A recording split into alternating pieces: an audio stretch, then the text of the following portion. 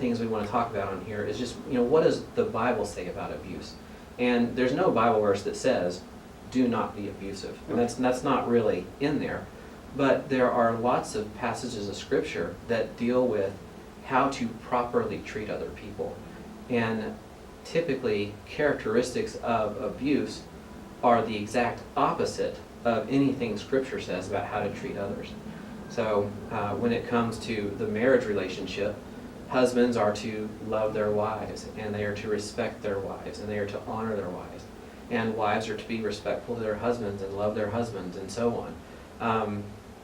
The idea of a husband and wife having this mutual respect is this idea that the husband does what is best for the wife does what is best for the husband.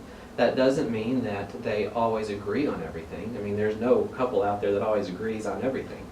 But at the same time, they're willing to hear each other out. They're willing to say, okay, you're looking at our situation in its entirety. What's best for our relationship? What's best for our family? And so on. And when it comes to how people treat other people in general,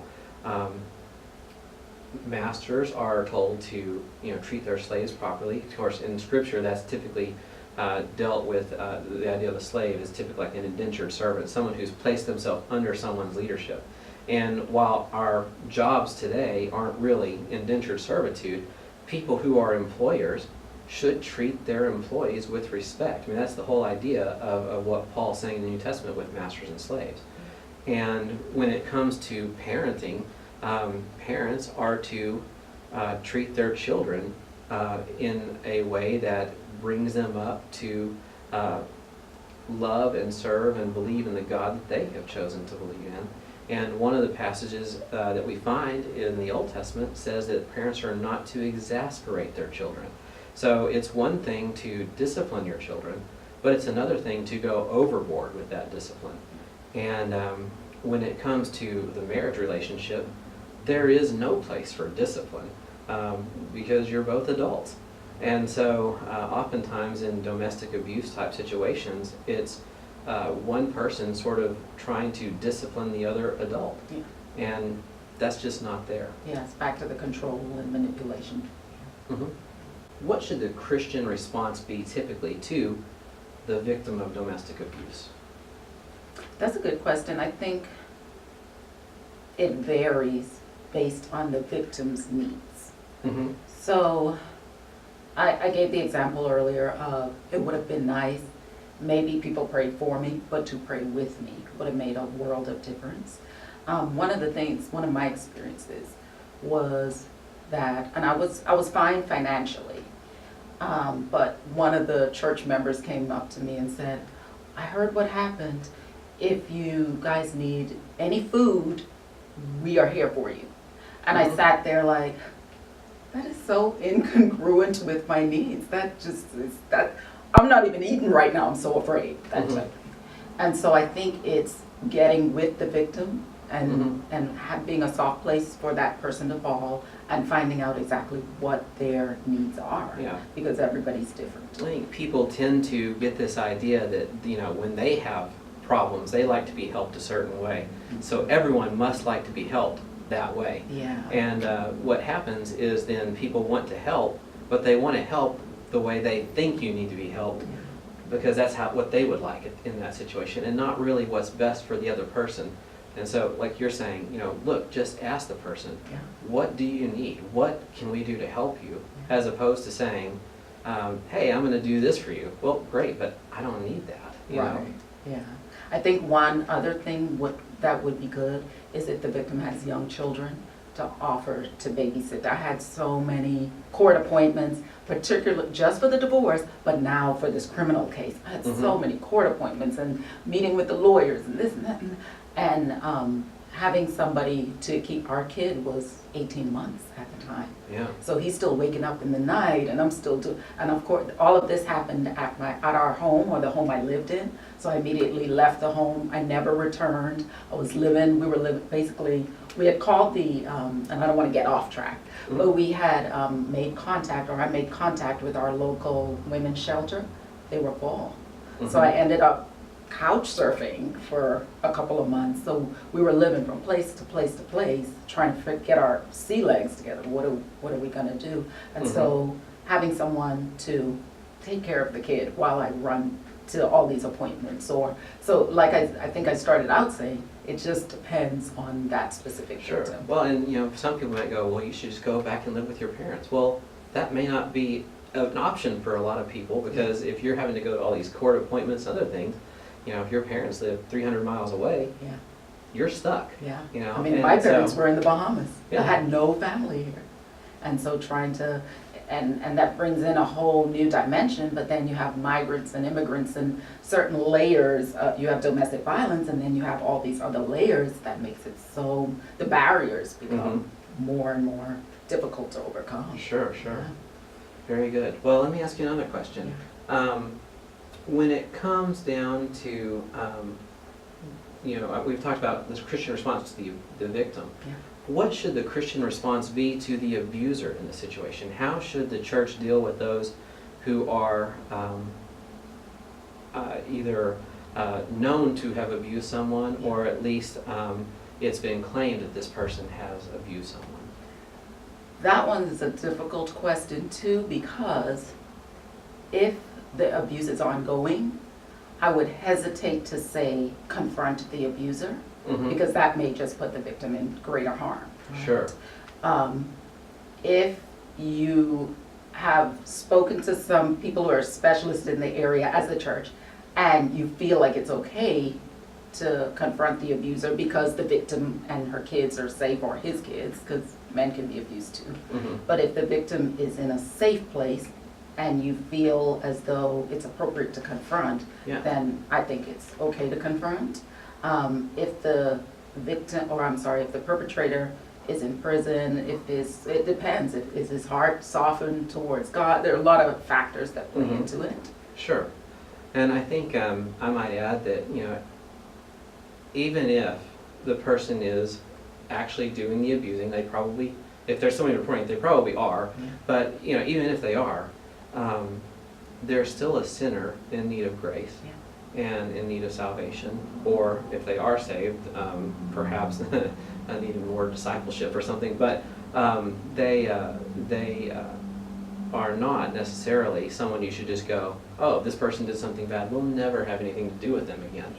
But at the same time, you can't turn a blind eye to it. You can't go, hey, this person's doing this, we're just going to ignore it. And unfortunately, I think in churches so often that has happened.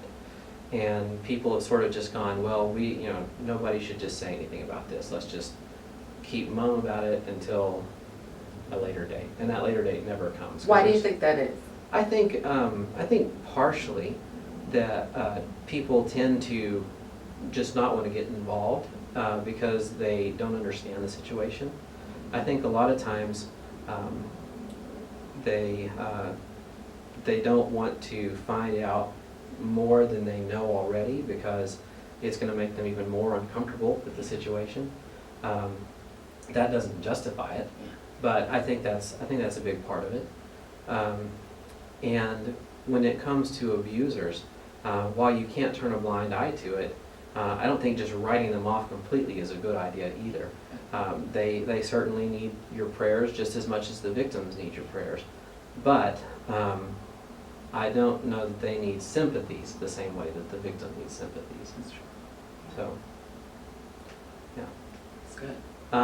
What would you say if there was somebody watching this who is potentially in an abusive relationship right now, or an abusive situation right now, and they haven't spoken to anyone, or they haven't confronted the person who is abusing them or anything like that? What would you say to that person? So I would say several things, and the first one is that you are valuable, and that abuse is not okay. The other thing I would say is, if you're not ready to leave, it's okay. If you're ready to leave, it's okay. The decision is yours. Don't feel pressured either way, because if you are not ready to leave and you leave, then you're probably putting yourself in further harm, because then you're going to come back and the cycle continues. If you aren't, whether you're ready to leave or not, one of the things I would say is to create a safety plan. So figuring out when I do leave, these are the things I need to carry with me, passports or important documents, a Ziploc bag with cash, and I need to know where I'm going. And so have a safety plan. If you have no idea how to develop one, there's templates online, or go in to speak with a counselor, and they can help you develop the safety plan, but don't feel pressured to leave before you are ready. Also, think about the kids. The number one reason that women stay is because of the kids. The number one reason that women leave is because of the kids. So think about your kids and how this might impact them. Yeah, and I think when it comes to the kids, like I mentioned before, most of them have I witnessed the abuse. And so if you have people that are in a situation where the abuse is happening and the children are seeing it, that doesn't just affect the wife and the husband, that affects the children, and that affects their understanding of family dynamics. It affects their understanding of relationships. It affects their understanding of love. And so it's really important that if you've got children involved in a situation, that you really take some time to think for yourself, what is the best course of action for their betterment. Yeah, and I'm glad you emphasized that, because often people who are abused don't believe that their kids know. Mm-hmm. And walls are thin and kids can hear. Yeah, 90% of them already know. Mm-hmm. And when people are in the moment, they may not be aware of what eyes are on them around the house, and walls are thin, but there could be little eyes peeking around a corner. Yeah. You just never really know. And so, even the after effects, if they never heard a thing, which is highly unlikely, they see the bruises and they see. Mm-hmm. They know. Yeah, very good. Well, that pretty well wraps up any of the questions I had for you. Yeah. I really appreciate you taking your time today to share some of your story with us. And hopefully, I'm sure that some of what you said will be very helpful to some other people. Is there anything you would like to say in closing about the issue of domestic violence? It's an absolute pleasure to be here, to be able to help somebody else, and if not helping somebody else in terms of a victim, to be able to educate people on the issue. It's an epidemic, really, and I'm just grateful to be a part of the solution. So, great, I'm glad that you had me. In Scripture, we're taught that every person is created in the image of God, and as such, every person is intrinsically valuable. So there is no reason, no good reason, no biblical reason ever to treat someone as less than human. And when someone is in an abusive situation, that person who's being abused is always being treated as less than what God created them to be. And because of that, they are in a place where things are not as they should be. And we live in a world where that happens because our world is a world corrupted by sin. And people do things that are not in their best interest, and they do things that are not in other people's best interest. And because we are in a world where sin is prevalent, people are abused. So if you are abused, I implore you to seek help. I implore you to let someone know about what's happening. And if you are aware of a situation where abuse is happening, I implore you not to stay silent. And so we'll talk more about the value of human life in some other areas in the next several videos. But again, Chidinma, thanks for your time today, and we'll see you next time.